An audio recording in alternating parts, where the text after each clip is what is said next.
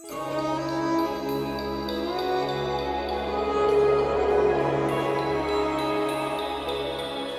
Lanka was a difficult place to live in simply because you were perpetually confronted with suicide bombings, aerial bombardment, and there was suspicion in there all the time, fear in there. One time called the Pearl of the Indian Ocean, now it is called the Teardrop of the Indian Ocean because of this civil war that engulfed the country for the last 35 years. I came to faith when I was 15 years old, but during this time, God was forming in my heart a real conviction that the gospel is the solution for the problems of Sri Lanka. And just at that point, as if to test my calling, we had a terrible ethnic conflict and a riot took place and our family was affected. Our house was burnt down. My family became refugees. I was a refugee myself. And the first thought that came to me was, should I not be leaving, getting out of the country? With that confidence that God was with me, I decided that I will stay back and share. And so he has gone through the turmoil, but he has seen that what can be done to proclaim the reconciling message of Jesus Christ.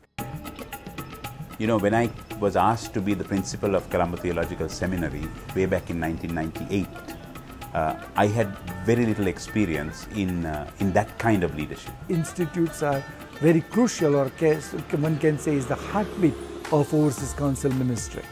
And institutes play a very important role in raising the issues, raising the responsiveness of the key leaders of the seminary. 6 months after I took this job, Overseas Council had its first institute. I came with a whole lot of questions. I was just like a sponge, ready to soak up anything I could find out about how to lead an organization. He says that he owes his leadership to Overseas Council and particularly the institutes to help him when he had just begun to do what was necessary in order to make a difference.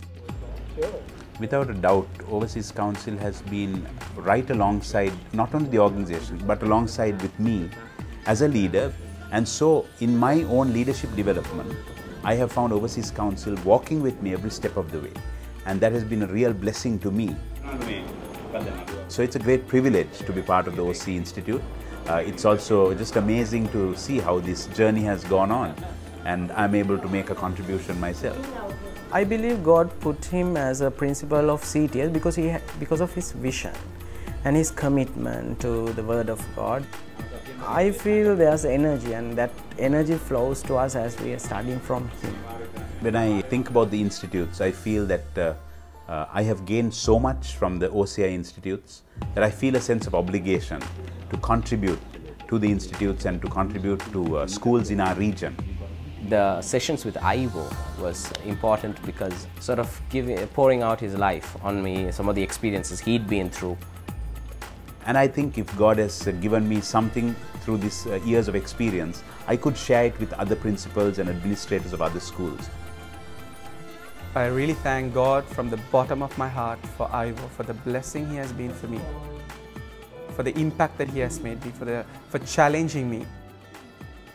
That will never be forgotten, never ever be forgotten.